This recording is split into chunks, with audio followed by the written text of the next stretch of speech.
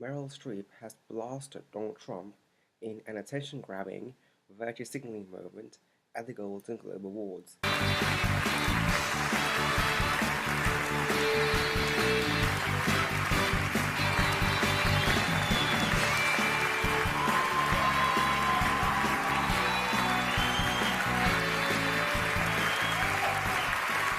Thank you very much.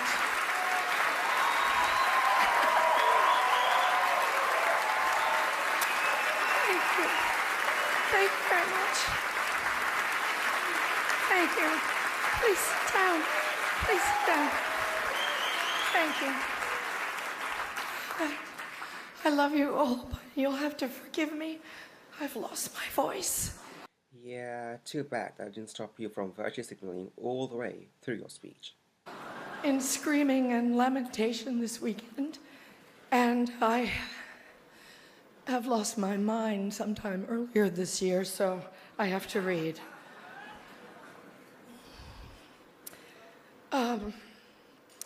Thank you, Hollywood Foreign Press. Just to pick up on what Hugh Laurie said, you and all of us in this room really belong to the most vilified segments in American society right now. Okay. Think about it. Hollywood, foreigners, and the press. She's obviously referring to the fact that most Americans don't care about Hollywood celebrities or the lying mainstream media these days, along with the common leftist misconception that all Trump supporters hate foreigners.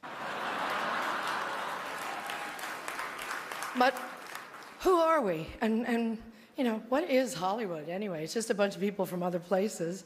I was born and raised and educated in the public schools of New Jersey. Viola was born in a sharecropper's cabin in South Carolina, came up in Central Falls, Rhode Island. Sarah Paulson was born in Florida, raised by a single mom in Brooklyn. Sarah Jessica Parker was one of 7 or 8 kids from Ohio. Amy Adams was born in Vicenza, Veneto, Italy. And Natalie Portman was born in Jerusalem. Where are their birth certificates? Yeah, it doesn't work like that. It's almost like Trump supporters want to kick out legal migrants.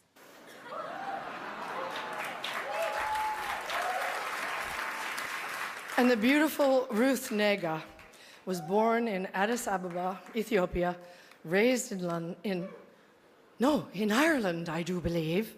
And she's here nominated for playing a small-town girl from Virginia. Ryan Gosling, like all the nicest people, is Canadian. And Dev Patel was born in Kenya, raised in London, and is here for playing an Indian raised in Tasmania. So Hollywood is crawling with outsiders and foreigners. And if we kick them all out, you'll have nothing to watch but football and mixed martial arts, which are not the arts. Yeah, Meryl, let me tell you something.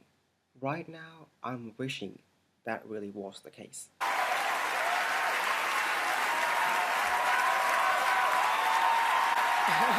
And there you go, the applause by all those other leftist liberal Hollywood shills who are obviously loving Meryl for saying something that feels so good right now. And there were many, many, many powerful performances this year that did exactly that. Breathtaking, compassionate work. But there was one performance this year that stunned me. It sank its hooks in my heart. Not because it was good. There was nothing good about it. But it was effective and it did its job. It made its intended audience laugh and show their teeth. It was that moment when the person asking to sit in the most respected seat in our country imitated a disabled reporter, someone he outranked in privilege, power, and the capacity to fight back. And now she has accused Donald Trump of doing something he never even did. No, he did not mock a reporter for being disabled. In fact, he did the same thing to Ted Cruz and an army general. But the thing is, they aren't disabled. So no, he wasn't mocking a reporter for being disabled. It, it kind of broke my heart when I saw it, and I still can't get it out of my head because it wasn't in a movie. It was real life. But she's right. There was one performance that not only stunned the entire country, it stunned the whole entire world. But that performance isn't what Meryl Streep is talking about.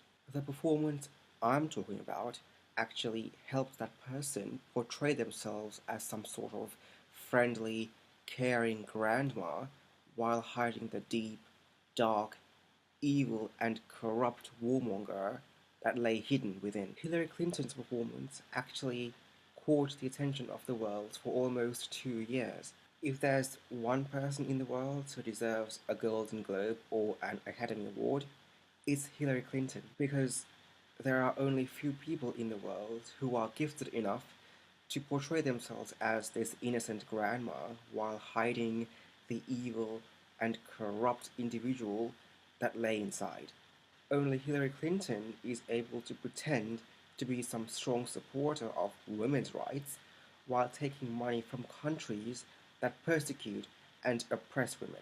Only she is able to pull off this caring woman act while always trying to increase tensions with Russia, following up to actually starting a war with them if she was elected. It's Hillary! Oh my god! First of all, you are incredible. You were so good today. I just watched her speak and I was like moved to tears, literally.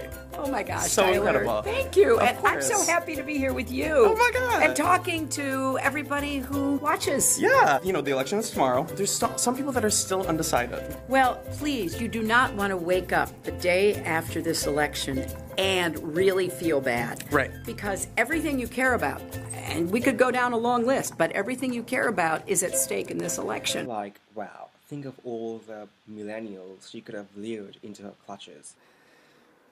And this instinct to humiliate, when it's modeled by someone in the public platform, by someone powerful, it filters down into everybody's life because it kind of gives permission for other people to do the same thing.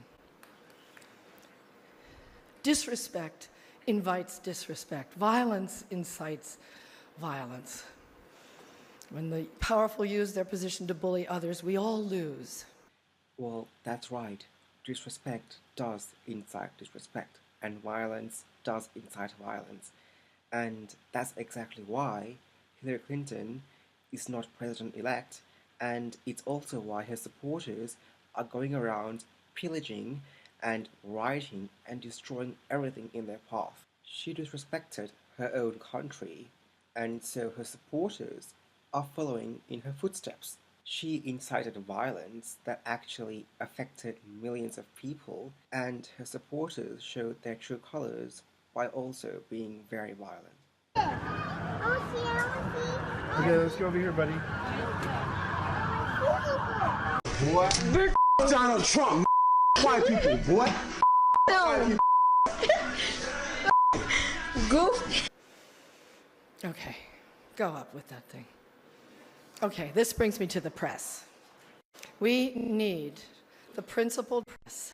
The principled press, the same press that colluded with the Clinton campaign, the same press that cut off Trump supporters on air, To hold power to account, to call them on the carpet, every outrage.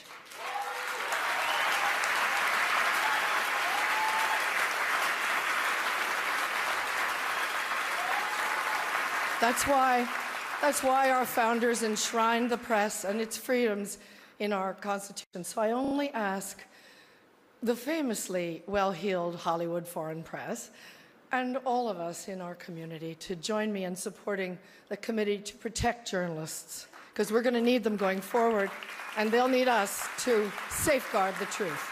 Seriously? Seriously? This is the woman who applauded a pedophile at the Academy Awards in 2003. And she says Trump's actions broke her heart. But where was she when 4 black people were torturing a white person for being a Trump supporter and, of course, for being white? One more thing.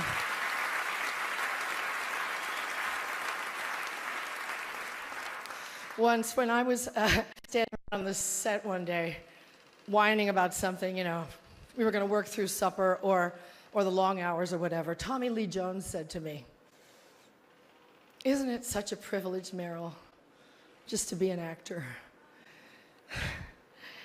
Yeah, it is, and we have to remind each other of the privilege and the responsibility of the act of empathy.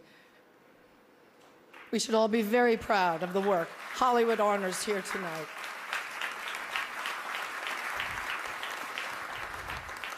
As my friend, the dear departed Princess Leia, said to me once, "Take your broken heart, make it into art." Thank you for it. This presidential election has had two acts. Act 1, Hillary Clinton fooled millions of people and effectively hid her true personality and covered up all her scandals simply through her acting. Act 2, all those Hollywood liberals and famous actors shilled for Hillary in a shameless and pathetic manner. People voted for Donald Trump and he won. That is not called a performance. That is called democracy. But Meryl Streep did what she did and what little she can do. They openly and shamelessly projected their support for an evil, cunning, and corrupt woman. And now they're complaining that they're vilified. My advice is be responsible. You chose to support her, and now half the country is disagreeing with you because you shield for an evil warmonger. And that is not called vilification.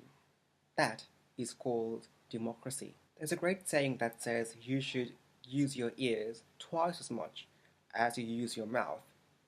Well, you violated that teaching and you chose to use your foul mouth twice as much as you used your ignorant ears. Basically, you brought it upon yourself. And now they use the victim card because they pretend to be some sort of persecuted minority simply because people don't listen to them anymore.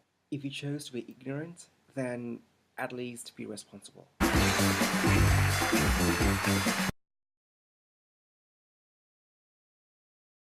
This video has been brought to you by the Unshackled Fasts. A link to our Patreon is given below. All contributions are welcome. It'll help us bring you better content faster and more frequently.